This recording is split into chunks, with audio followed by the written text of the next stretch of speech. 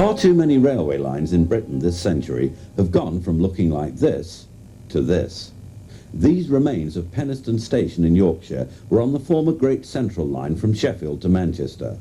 And this is how it looked after closure, but before track lifting had begun. For the last 10 years of its life, it carried only freight and used the unique 1500-volt DC system and these rather boxy Class 76 electric locomotives. This train is seen heading westbound through Dunford Bridge Station. It had just emerged from this, the east end of the famous Woodhead tunnel, and through the station on the now abandoned track beds, as seen here. The train had been heading east.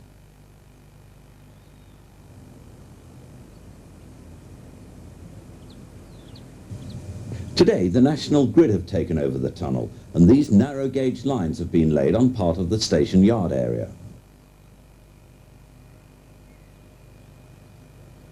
Otherwise, the site of Dunford Bridge Station has been abandoned.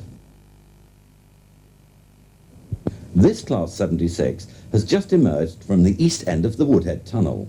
The picture was taken in the late 1970s.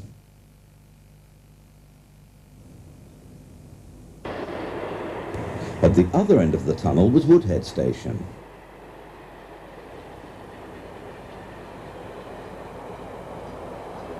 These trains are heading west.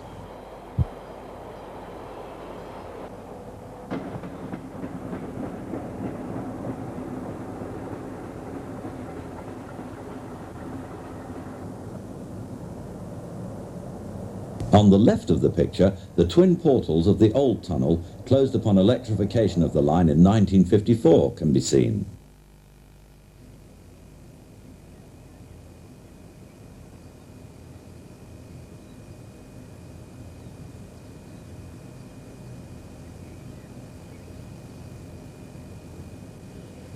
Today, hill walkers use much of the trackbed across this picturesque part of the Pennines.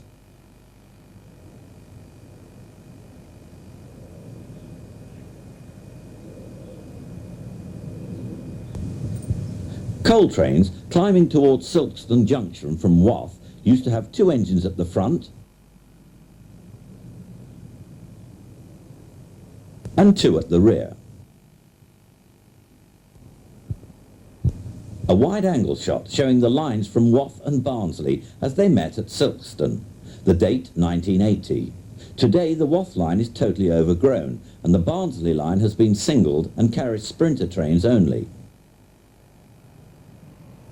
A small reminder of the DC electrification. Back in 1980, this Class 45 was heading towards the junction from Barnsley. And from the inside of a DMU travelling in the opposite direction, this is all that remains of the junction today.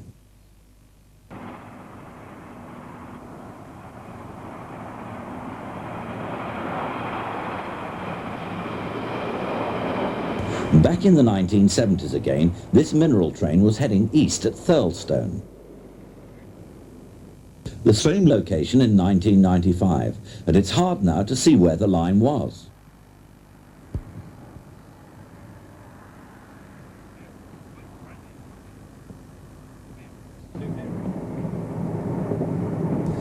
In 1984, the line between Tunbridge Wells and Eridge closed.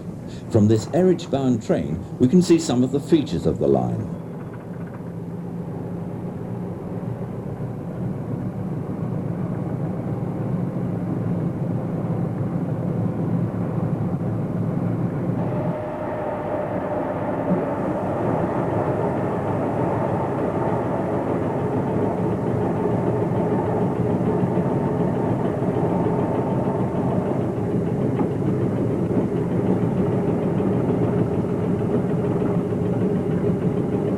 This is Tunbridge Wells West Station. A Sainsbury's store now occupies much of this site.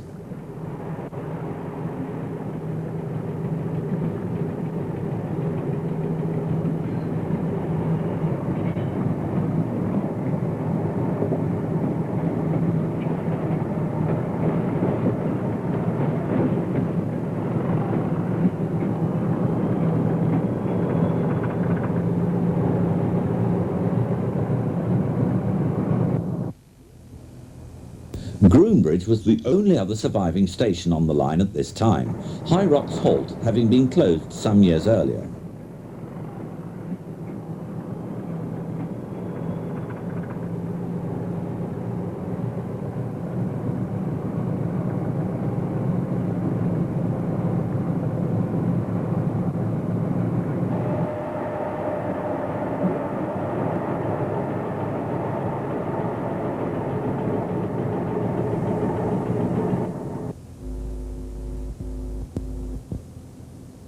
This train is seen entering Groombridge from the west.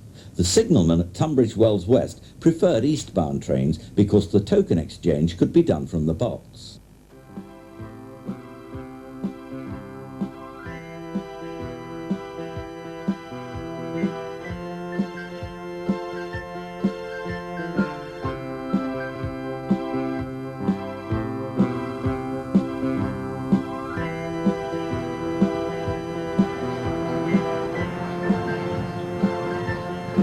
The south coast resort of Weymouth is an unusual case.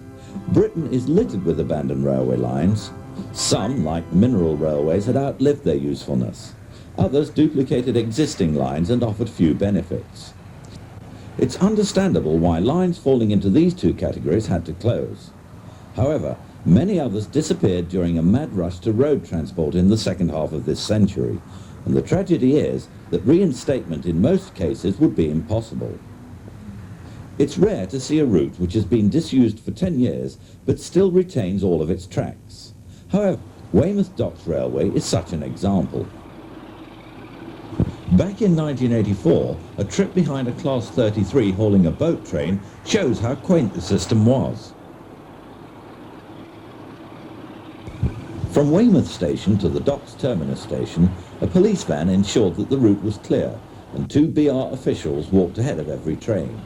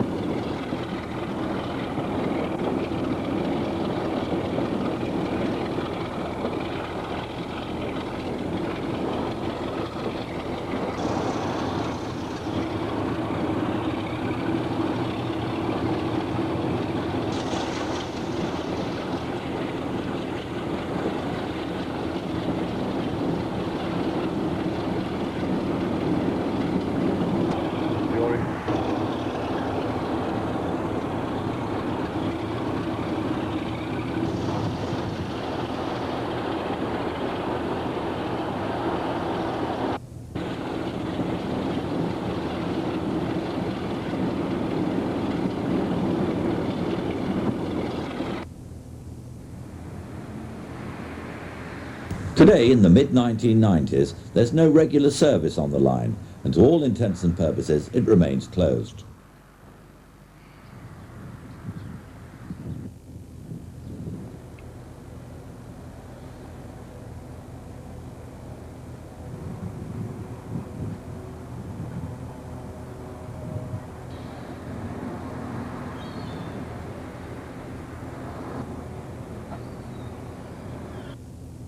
Parking tickets still seem to be issued to cars found blocking the line.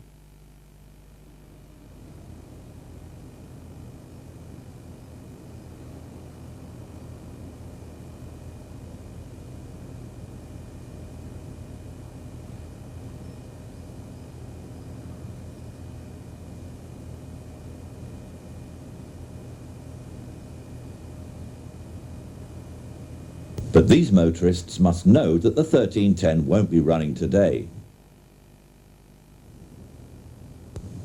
In 1986, trains from Coventry Colliery joined the main Nuneaton to Coventry line just north of the signal box at Three Spires Junction. This coal train behind Class 58 number 58030 is seen heading south towards Coventry.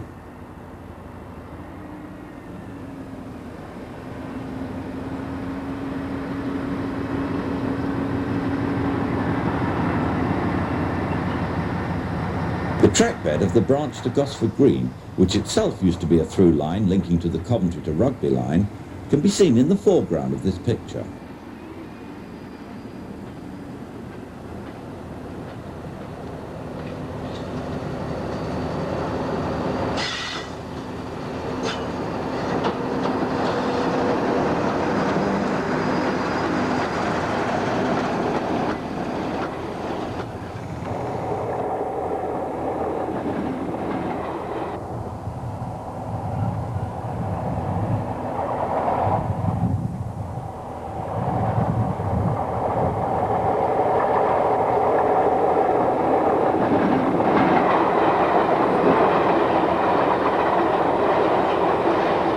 Years earlier, the Gosford Green line was still open and can be seen branching off to the left.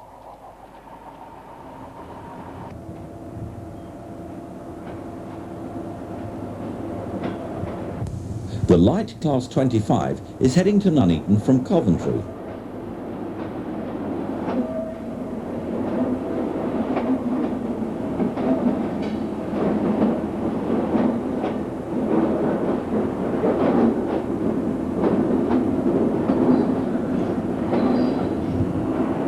At this point in time, the Gosford line was being used mainly by the motor industry, with both new cars and car components seen daily up and down the line.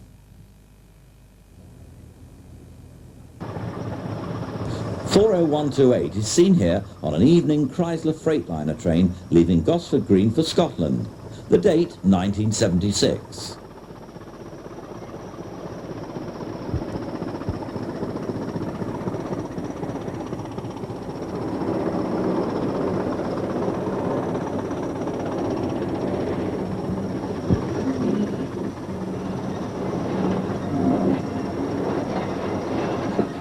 The old British Railway sign at the yard entrance survived longer than the tracks.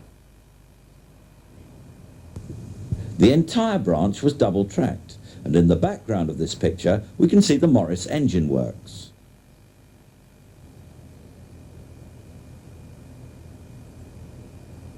No revenue-earning trains ran to Gosford Green beyond the summer of 1981. And by 1982, track lifting had begun.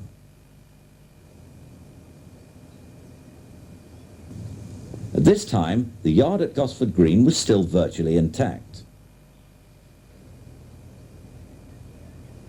But on closer inspection, the writing for the branch was already on the wall. In fact, some of the side effects of the track lifting left even the BR staff a little confused. By the mid-1980s, the track had disappeared completely.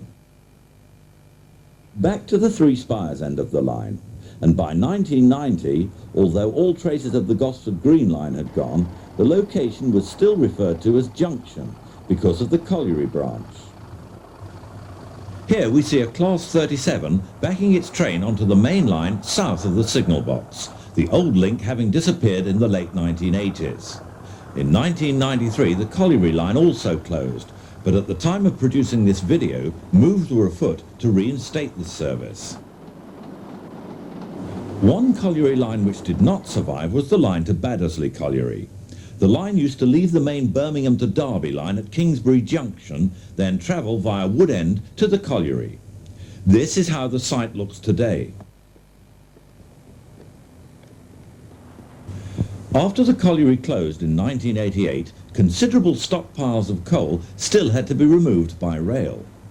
Here we see 58012 in April 1989 hauling empties to the then semi-derelict site for loading.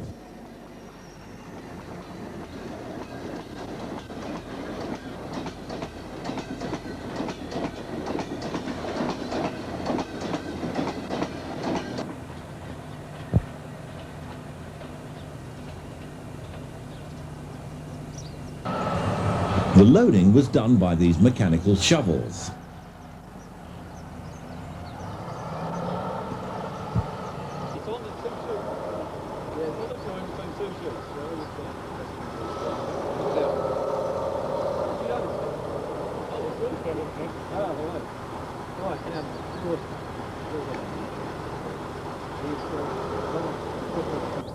The line I visited. When fully loaded, the train would head off down the branch and over this magnificent old bridge back towards the main line.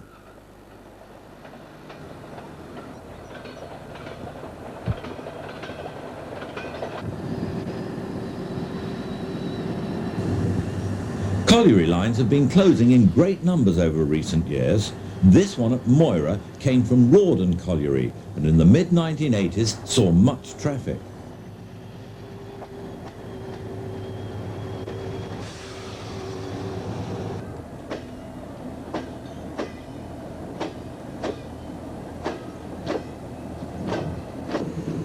The loaded merry-go-round was heading towards Burton-on-Trent.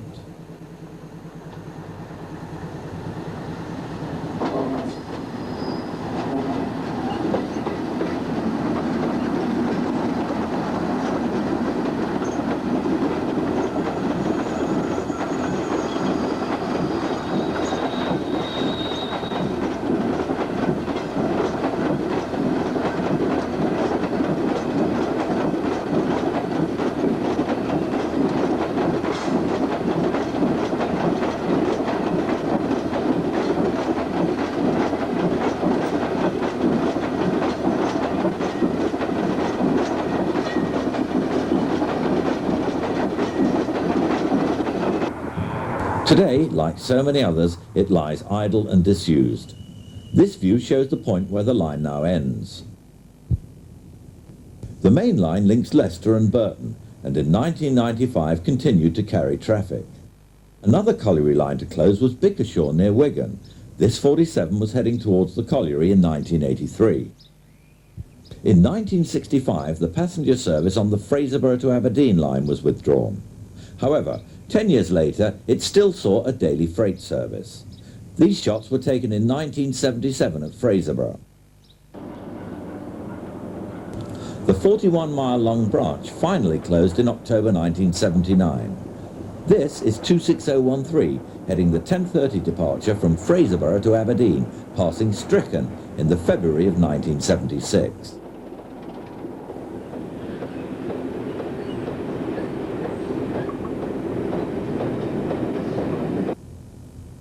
20 years on, the bridge over the River Oogie still stands, but the track bed has been breached in many other places.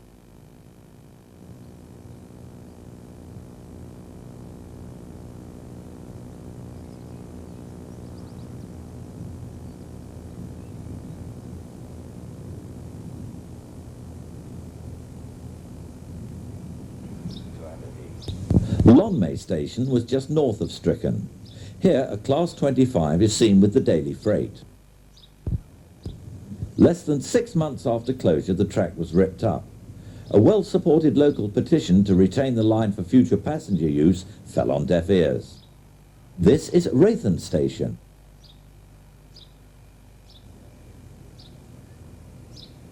And this is the track bed near Brockley.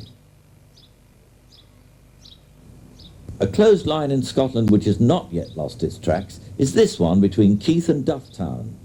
Hopes are still high that one day it may carry trains again. And now back to England, and this pair of Class 31s are seen bringing a train out of the former sidings at Wednesbury in the West Midlands.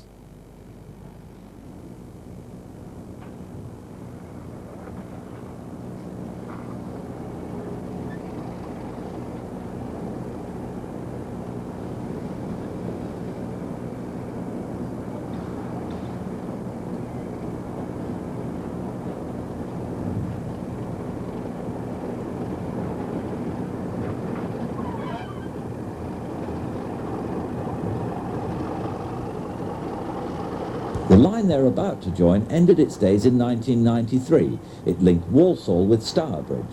This train is seen heading north.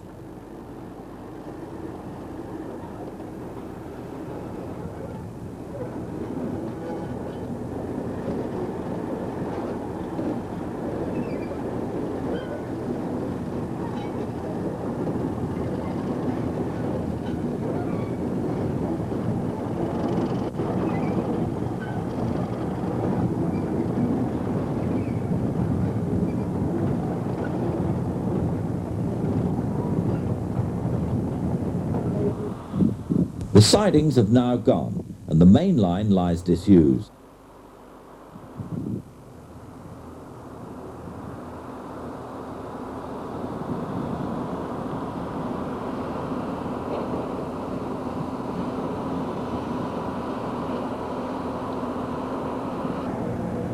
This Class 56 was approaching the signal box from the north shortly before the line closed.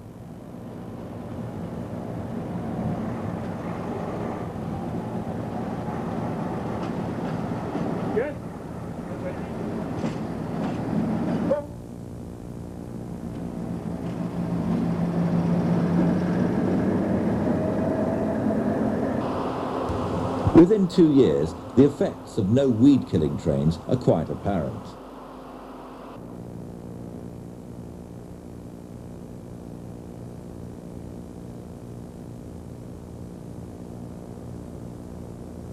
Sadly, Wednesbury signal box was vandalised and set fire to shortly after closure.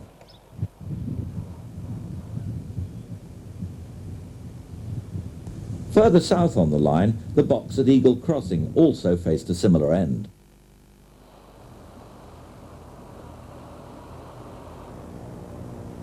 The closure of the line was said to be due to lack of finances. It would seem that no such shortages exist where roads are concerned. This Class 56 was heading south.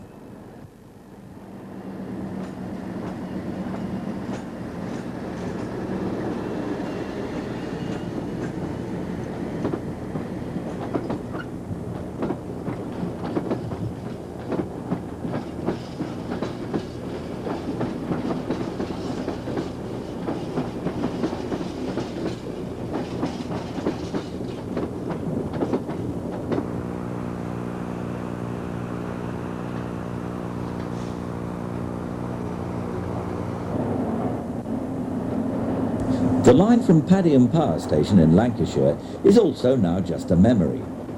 Like so many other lines which ended their days as truncated branch lines, it was once part of a through main line.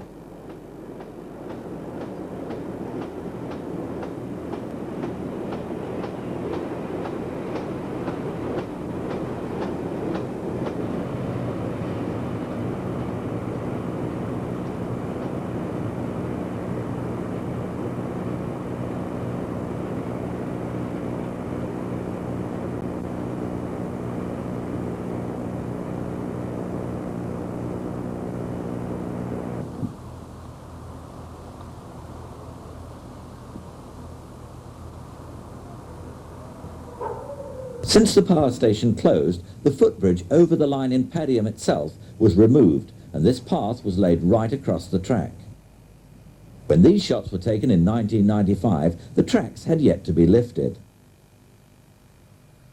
The tracks at Lincoln St Mark's station have long since gone. All the city's trains now use the central station. Still in Lincolnshire, this is Splading. The DMU is heading away from the camera towards Peterborough, but the line branching off to the left was a direct route to March. The line closed in 1982.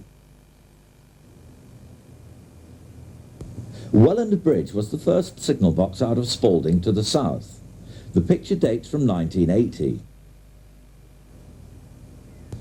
Apart from the odd freight train, most of the traffic comprised DMUs. However, on summer Saturdays, several loco-hauled passenger trains were booked over the route. This southbound 47 is at Guyherne. And this is 47357 near French Drove.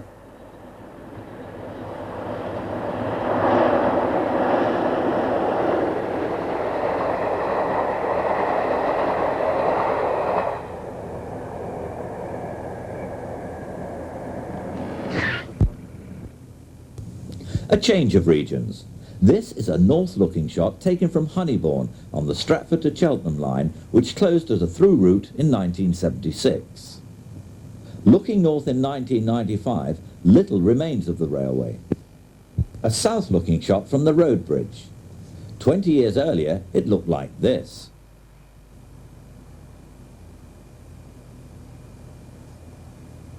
The signal box was of a comparatively modern design.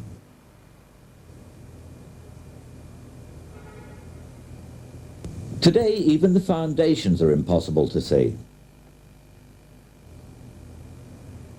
The only remaining section of the Stratford to Cheltenham line reaches the Ministry of Defence depot at Long Marston from a junction on the Oxford to Worcester line. In May 1993, an enthusiast special traversed this very little used section, topped by a pair of 37s and tailed by a pair of 31s.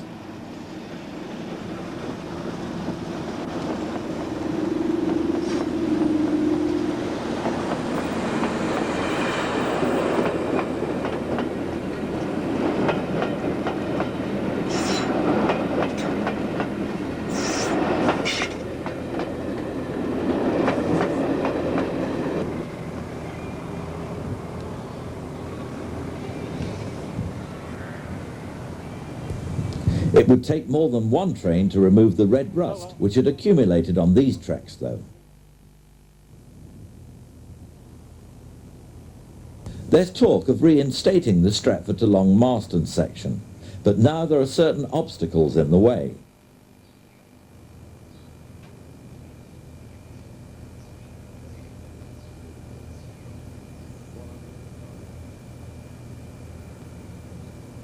North of Long Marston, some of the track bed has been taken over by Warwickshire County Council.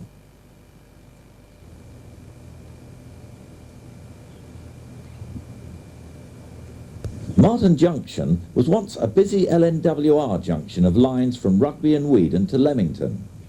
By the 1970s, it was just part of a freight-only branch to Southam Cement Works. The Class 25 had arrived from Rugby to run round its two-wagon train and then head off to Southam.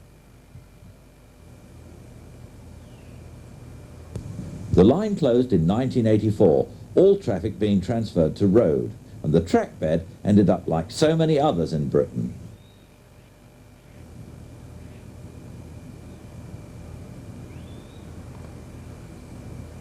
A ground-level view of the junction in 1973. The bridge in the picture is where most of these shots were taken from.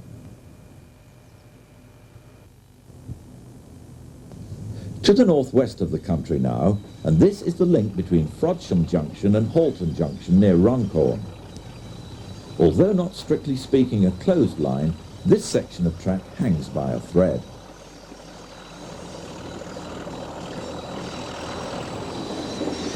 From the inside of the last remaining passenger service over the line, the Saturday's only Llandudno to Liverpool, we see that back in 1990, the link was double track.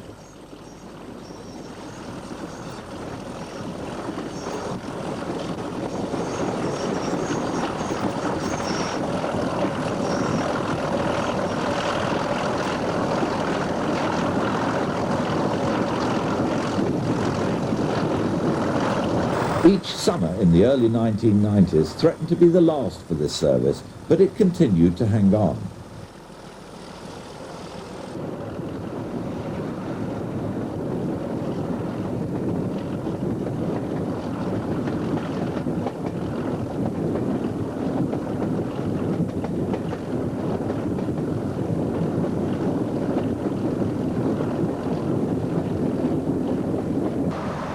By 1993, the line had been single.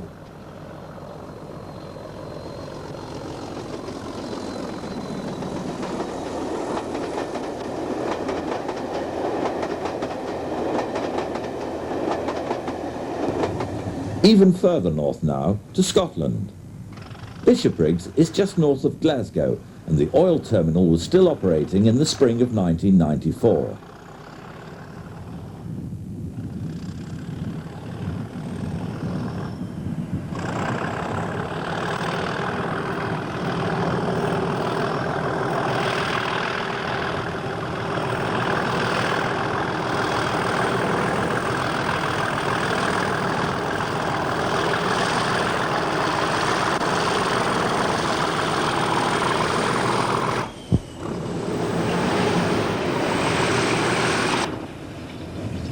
Engine number 37894 is seen propelling this oil train into the sidings.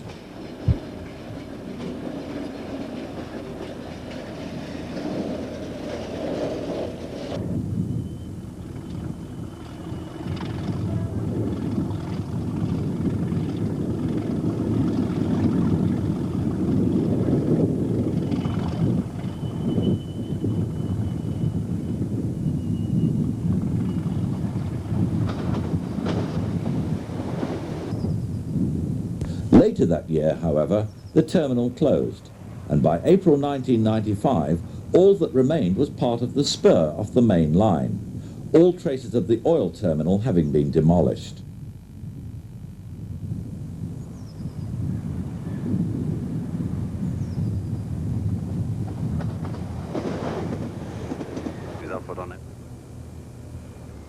Fishbourne Junction near Chichester was where the stone trains from Levant joined the main line.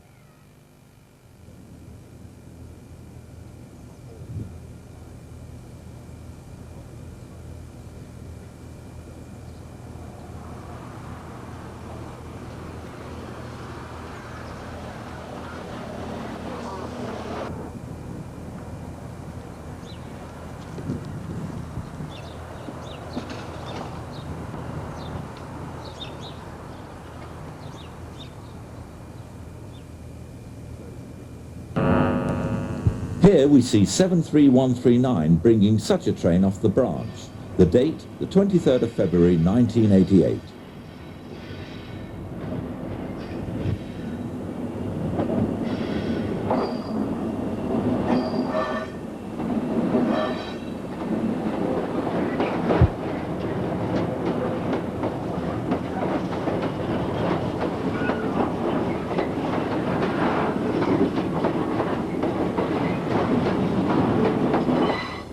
By 1995, the branch had been closed and severed from the main line. The signal box and semaphore signals had disappeared, and the level crossing had been reduced to pedestrian-only status.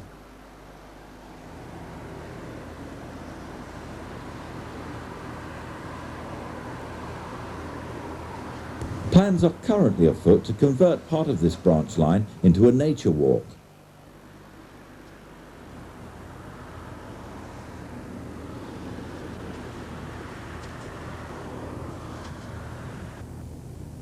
Midland Junction signal box was at one end of the Nuneaton avoiding line.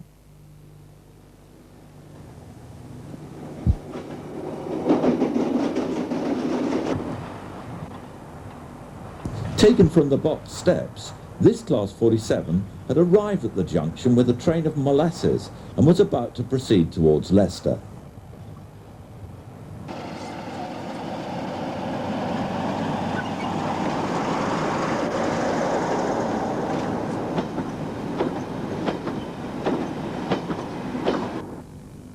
At the Birmingham end of the avoiding line was Abbey Junction.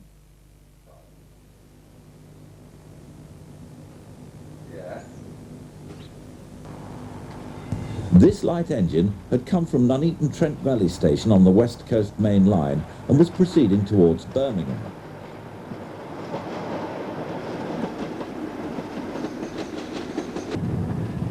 The avoiding line crossed the West Coast Main Line just north of the Trent Valley Station.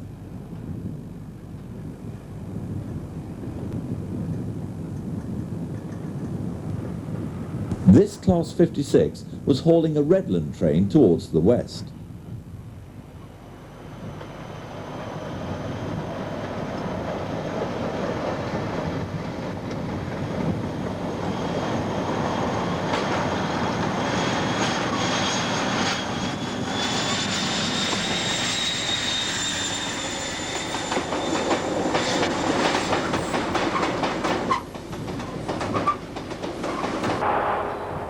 The 37 had also come off the over-the-top avoiding line and was also westbound.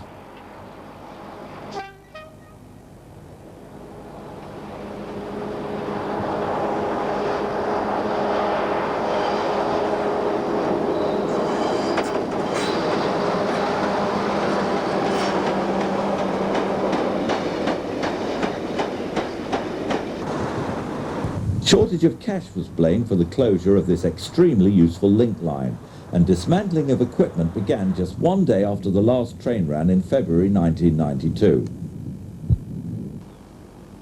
By that summer the tracks had become rusty and the boxes derelict.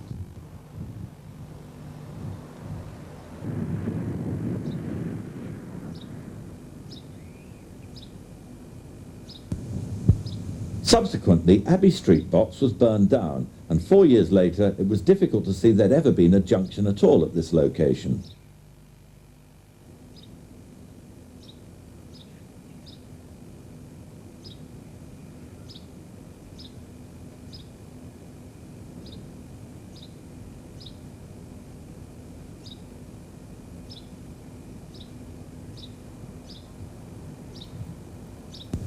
Weymouth engine shed in Scotland is now derelict and abandoned.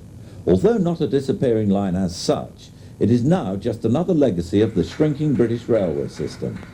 In days gone by, it was home to various types of motive power, including 08s and Class 26s, as seen here.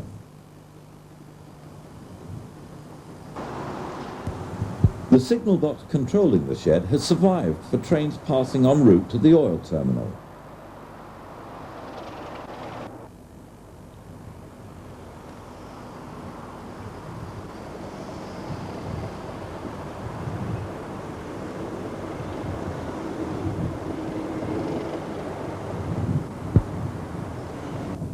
But the shed now stands forlorn and derelict and anticipates its inevitable fate.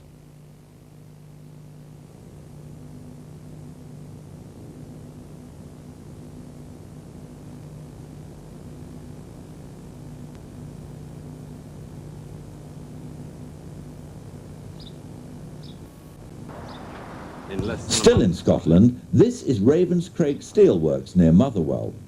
The line linking it to Moss End Yard was once busy with a constant stream of steel trains, but this all ended with the closure of the works in 1992.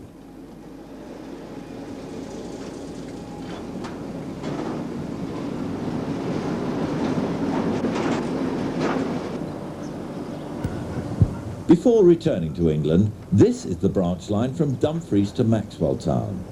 This was once part of the direct main line to Stranraer, but it too is now just a disused spur.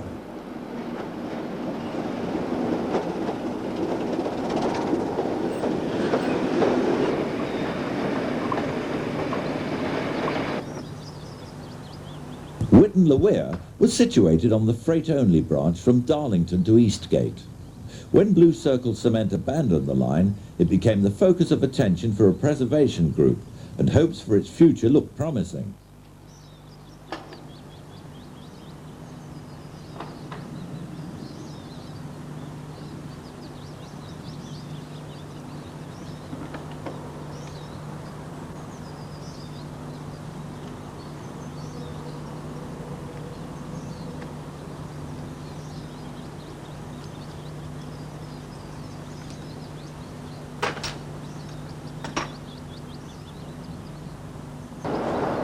This Class 47 was heading a ballast train towards Eastgate.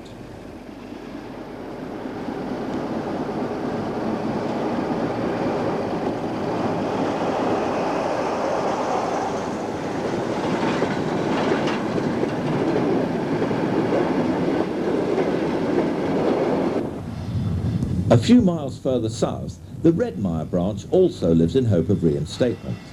The raison d'etre for the branch was the quarry at Redmire. This Class 60, seen at Weardale, was taking empties back to the terminal in the early 1990s. Soon the branch may be used for the transportation of military equipment to and from the army camp at Catalogues.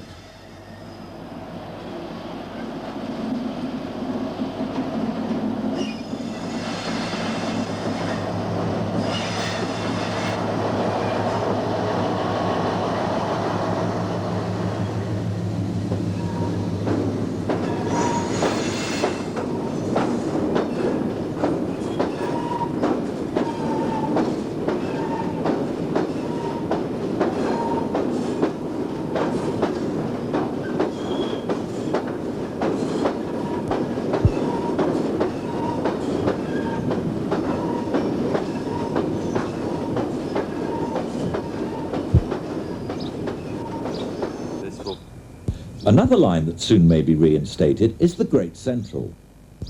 Although much of the track bed has been sold off, it could become one of the most adventurous railway projects of modern times if the new Great Central Company get their way and build a new Channel Tunnel freight connecting route on the former track bed. Parts of the Great Central, like Loughborough, where a preserved railway has been set up, carry trains to this day.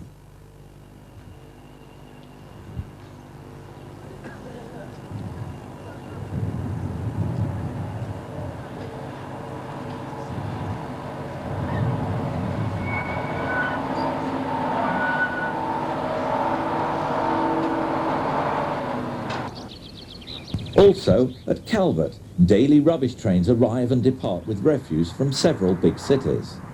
This was once part of the main Great Central, and the station platform, typical of Great Central design, is still extant. This empty bin liner train was heading back to the Bristol area.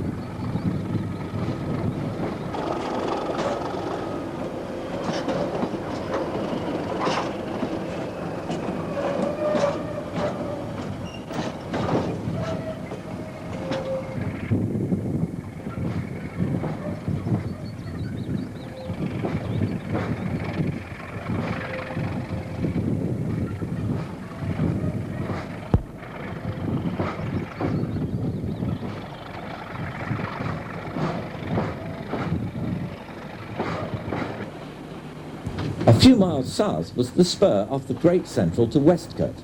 This Class 31 is seen propelling its fertiliser train back to Grendon Underwood Junction.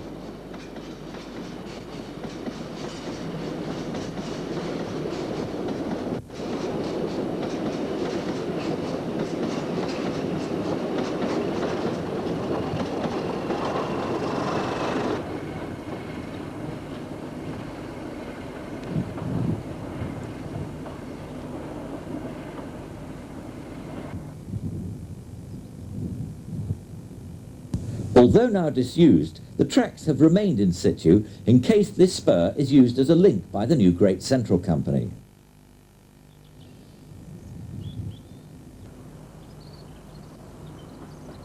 This was once the line from Rugby to Leamington. Closed to passengers at the end of the 1950s, it was retained until 1984 as part of a branch line to the Southam Cement Works. From then until the early 1990s, this section as far as Bilton was retained by Redland Tile.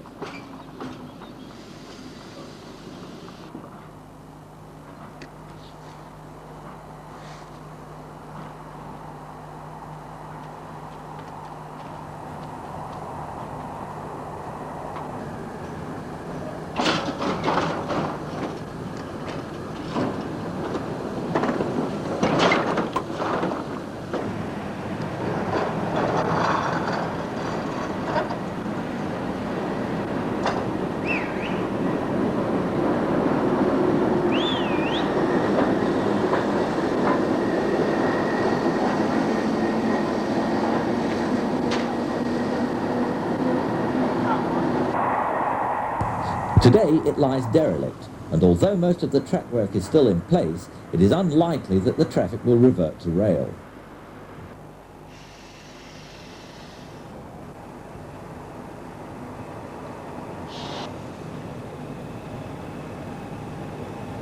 Another line which has almost certainly seen its last train is this one between Mickle Trafford and D Marsh junctions. In the background can be seen the signal box at Mickle Trafford as this pair of 37s head the timber train to D Marsh.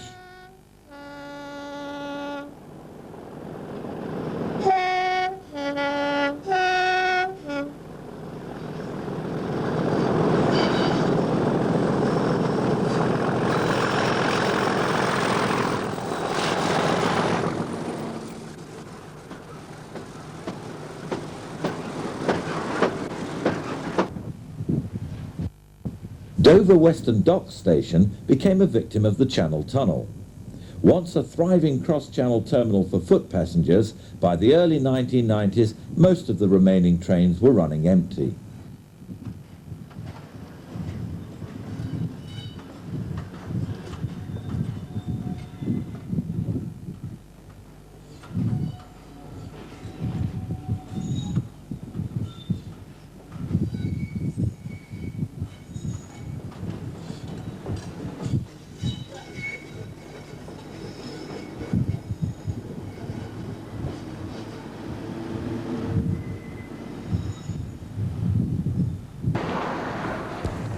The Anlaby curve near Hull enabled trains to run direct from Bridlington to Doncaster or Leeds, avoiding Hull station. It was considered unnecessary and was closed. This was one of the last workings over the line.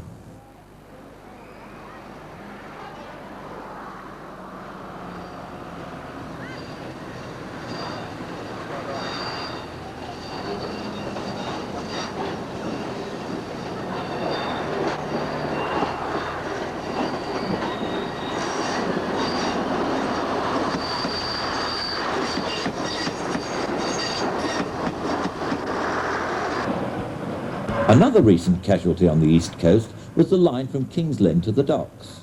Here we see an 08 shunter heading towards the docks with a short rake of MGR wagons.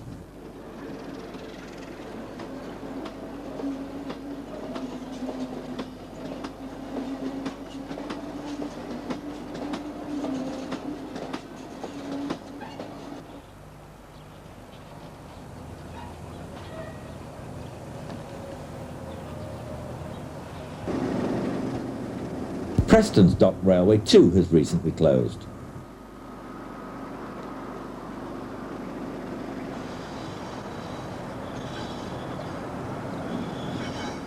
The line carried bitumen trains and traversed this very interesting route across a main road and up a severe gradient.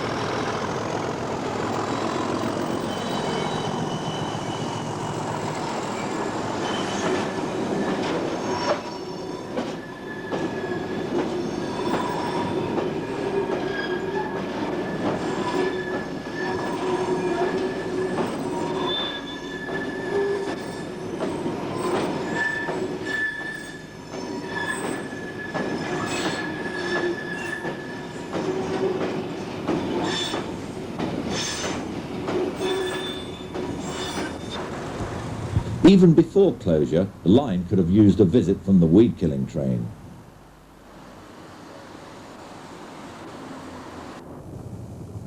The line from Gabowen to Nantmore carried the occasional stone train in the late 1980s, but it too has remained unused for the past few years. Here are a pair of 20s passing the site of an old station on the line.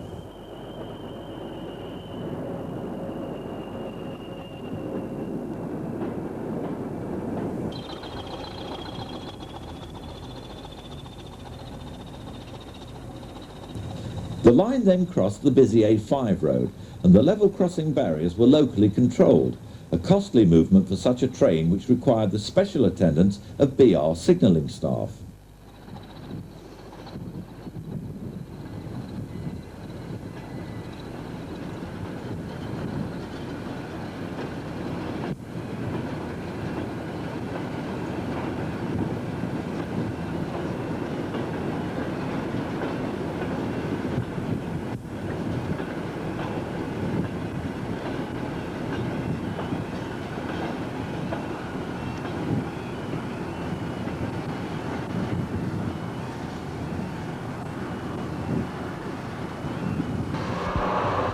Across the Mersey from Liverpool is Birkenhead. Canning Street crossing was all that remained of a once busy junction at this site. By the 1980s, traffic was in decline on this freight-only route, which bypassed the centre of Birkenhead. We can't see it though, it's hidden. This is looking at Canning Street North from the other.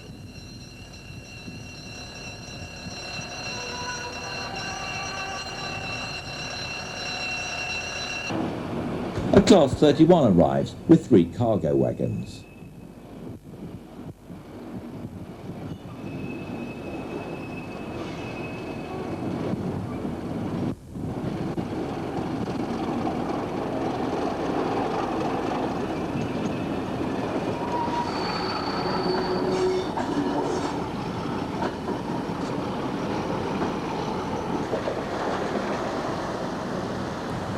This was not only the end of a railway system, but it was also the swan song for the 03 type diesel shunter.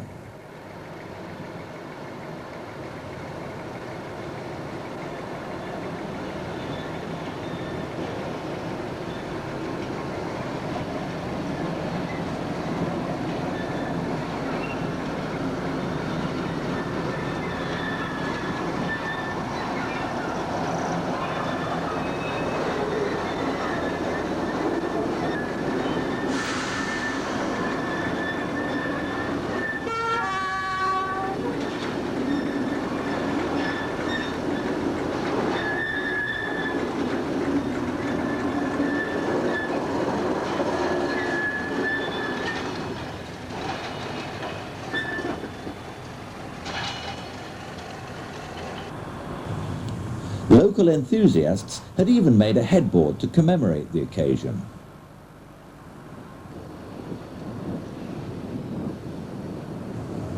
Having completed its duties, 03073 made its way back to Birkenhead Shed.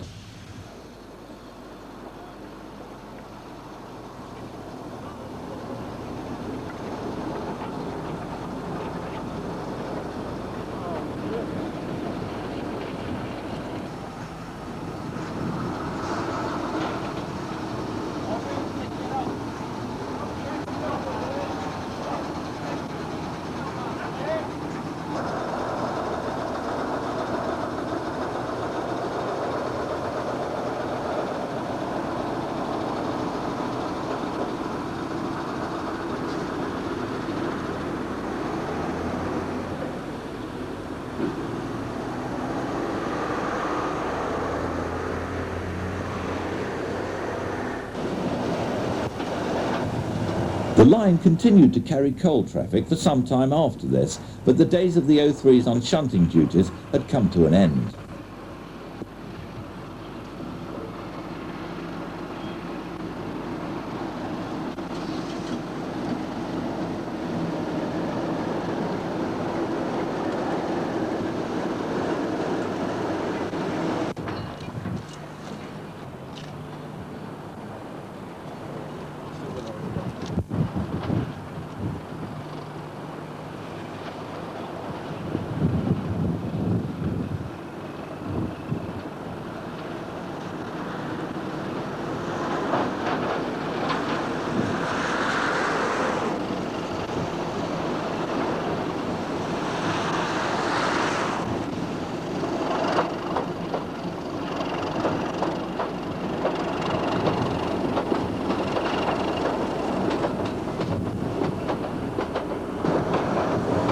As the Class 37 wends its way back towards the south, the trackbed of the former GWR main line can be seen on the left.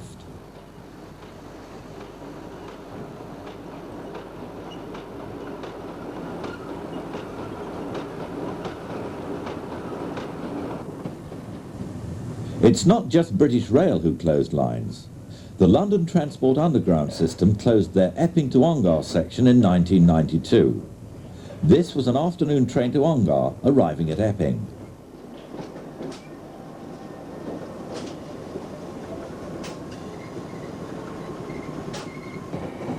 The line ran through some picturesque Essex countryside.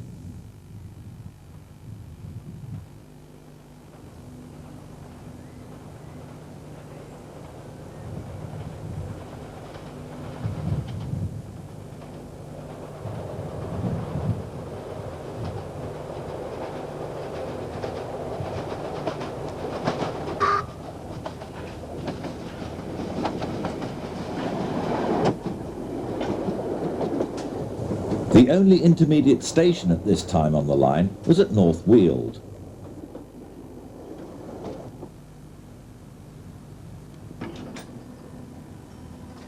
An enthusiast group are hoping to reopen the line.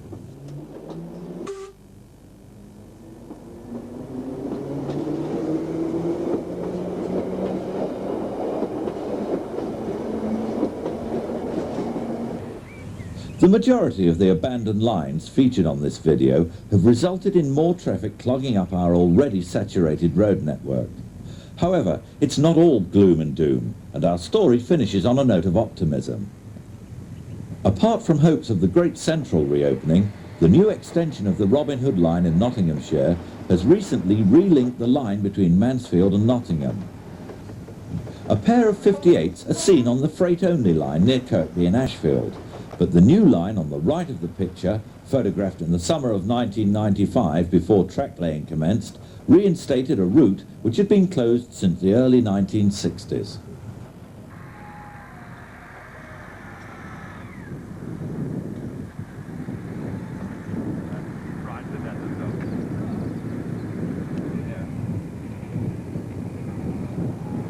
Tons of ballast had been laid, and the line, including a tunnel, had been excavated to reinstate this important link.